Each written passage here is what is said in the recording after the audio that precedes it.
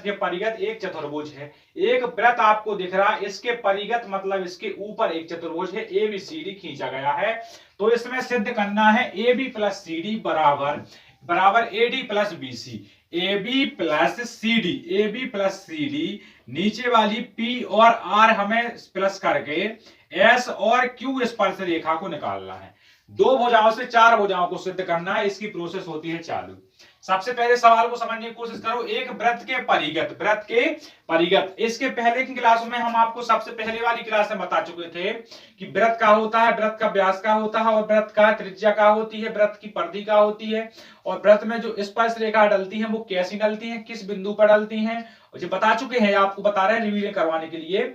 और इसके पहले प्रतिच्छेद बता चुके हैं, प्रतिच्छेद रेखा कौन होती है और मेरे भाई छेदक रेखा कौन होती है, और त्रिज्या खंड क्या होता है, दीर्घ त्रिज्या खंड क्या होता है, वृत्त खंड क्या होता है, लघु वृत्त खंड क्या होता है, दीर्घ वृत्त खंड क्या होता है। ये सब चीजें आपको हम पहले इन क्लासों में क्लियर कर चुके हैं। आज देखते हैं एक वृत्त के परिगत। तो आपको इस सवाल में चित्र बना हुआ मिलेगा पेपर में। वृत्त के परिगत एक ठीक चतुर्भुज है एबीसीडी, चतुर्भुज के चारों कोणों का मान 360 डिग्री होता है। ठीक है, यहां से करते हैं अब सवाल को हम चालू हल करना। सो आप देखिएगा कि आपको मिल रहा है एक वृत्त है जिसका केंद्र है ओ, इसको हमने ओ मान लिया। ठीक है, उम्मीद यानी अपन दे देते हैं एक वृत्त है, वृत्त का केंद्र ओ है। ठीक है ना, वृत्त का केंद्र ओ आपका वृत्त का केंद्र है और इसमें स्पर्श रेखा बहुत सारी हैं, लेकिन आपको दो स्पर्श रेखा कोई ले लेनी है, एक जे और एक जे। ठीक है ना, वृत्त की स्पर्श रेखा, वृत्त की स्पर्श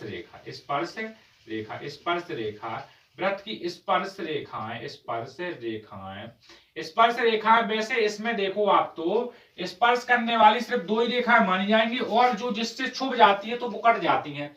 एक वृत्त पर कुल दो स्पर्श रेखा डलती हैं, तीसरी कभी डल नहीं सकती है। एक वृत्त पर दो स्पर्श रेखा डलती हैं तो P और S है, P और Q है। ठीक है ना, P और Q है। ठीक है, ये सीधी लगातार है। P और Q आपकी स्पर्श रेखाएं हैं और इसमें आप एक बात देखिएगा कि यहाँ एक कोण बन रहा है इस तरीके से, एक यहाँ बन रहा है इस तरीके से और एक यहाँ बन रहा है और एक यहाँ। टोटल हम चार कोणों पर बात करेंगे। कितने पर?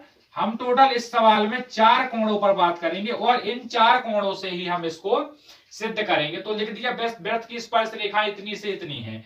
आप देखो यहां से लेते हैं हम कोण ए से, तो एस और ए और पी में, एस ए और पी में सबसे पहले देखो एस ए और पी में तो स्पर्श रेखा और पी, ए पी यहां से यहां तक, एपी बराबर में। एक बात और होती है, वृत्त की जो बाह्य बिंदु से स्पर्श रेखाएं होती है ना, वृत्त के बाह्य बिंदु से स्पर्श रेखाएं सभी सेम होती हैं, बातों पे ज्यादा ध्यान रखना है, सभी समान होती हैं, एपी प्लस एएस, इसको देते हैं हम नाम समीकरण 1। यहां लिख देते हैं जहां चूंकि करके क्योंकि वृत्त की बाह्य बिंदु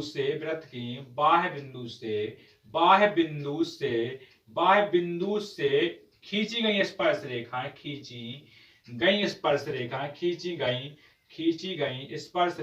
स्पर्श रेखा दो कितनी ना स्पर्श रेखाएं समान होती हैं।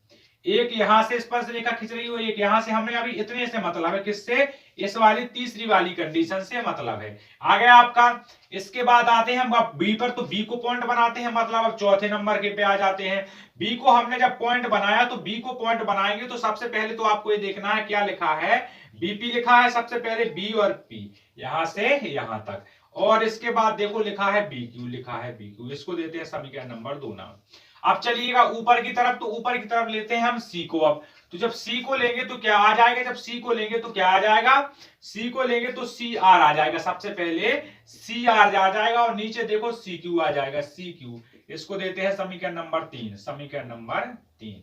फिर देखो डी पर आते हैं। जब अपन डी पर आते हैं तो आपको इतना ध्यान देना है कि जब भी अपन डी पे आते हैं तो आपने एक बात तो ध्यान दी है, कौन कौन से आ गया, सी अपना आ चुका है पहले, अब बचा है अपना डीआर, तो अपन ने लिया डीआर, और क्या बचा है डीएस, तो डीएस ले लिया, इसको दिया समीकरण नंबर 4। समीकरण 1 2 3 और 4 सभी को जोड़ने पर तो लिख दो समीकरण 1 2 व 3 तथा 4 को जोड़ने पर, सबको आपस में जोड़ने पर या मिलाने पर, वही बात होती है मिलाने पर या जोड़ने पर। सो एपी लिखा है तो एपी लिख देंगे, जो बराबर में है वो बराबरी में। एपी प्लस है बीपी, सो बीपी, एपी प्लस आ गया बीपी, और प्लस में देखो आपके लिखा है सीआर तो सीआर, और प्लस में लिखा है डीआर, सो डीआर। बराबर में सबसे पहले लिखा है एएस तो एएस, प्लस में लिखा है बीक्यू तो बीक्यू, और प्लस में लिखा है यहाँ पर सीक्यू तो सीक्यू, और फिर प्लस में लिखा है आपका डीएस तो डीएस, डीएस सो डीएस। ठीक है, सबसे पहले आपको एक एग्जांपल दे दें हम छोटा सा, जिससे आपको समझ में आ जाएंगी चीजें। एग्जांपल ऐसा है मेरे भाई कि जैसे हम एक रेखा खींचते हैं यहां से यहां तक, इसकी टोटल लंबाई है 5 सेंटीमीटर 5, और इसी में हम बीच में एक रेखा खंड में कट कर दें, यानी काट दें बीच में से, यहां से काट देते हैं। तो जे रेखा 3 की कर दें और जे 2 की कर दें। पहले नाम था इसका टोटल ए बी, बीच में से काट दिया तो ए ओ कर दिया और बी कर दिया। पहले ए बी की लंबाई थी 5, अब ए बी की लंबाई ए ओ की लंबाई हो गई 3, और ओ बी की लंबाई हो जाती है 2। जैसे जगह का बंटवारा होता है उसी तरीके से कह रहे हैं हम। तो देखो इसको डायरेक्ट क्या बोल सकते हैं, ए बी बोल सकते हैं 5 सेंटीमीटर, 3 और 2 5 होता है, तो वो यहां पर है एपी प्लस बीपी। सो एपी प्लस बीपी यानी टोटल, इसको क्या बोल सकते हैं अपन नाम, सही तरीके से इसको शॉर्ट फॉर्मूला में अपन नाम बोल सकते हैं एपी, एपी ठीक है ना, सॉरी ए बी, इसको शॉर्ट फॉर्मूला में नाम बोलेंगे अपन ए बी, क्योंकि पहला मुख्य नाम तो इसका ए बी होगा ना, ए बी, और प्लस में सी आर, तो सी से देखो आर और आर से देखो डी, आर से देखो डी या डी से आर, तो क्या होगा सी आर। ठीक है, बराबर में देखो ए एस, तो यहां से देखो ए से एस और एस से डी, तो ए से एस या डी से एस, तो क्या होगा आपका एडी हो गया। प्लस में देखो बी से क्यू, सो देखो बी से क्यू और सी से क्यू, तो आ गया आपका कौन सा, आ गया आपका बीसी, तो बीसी।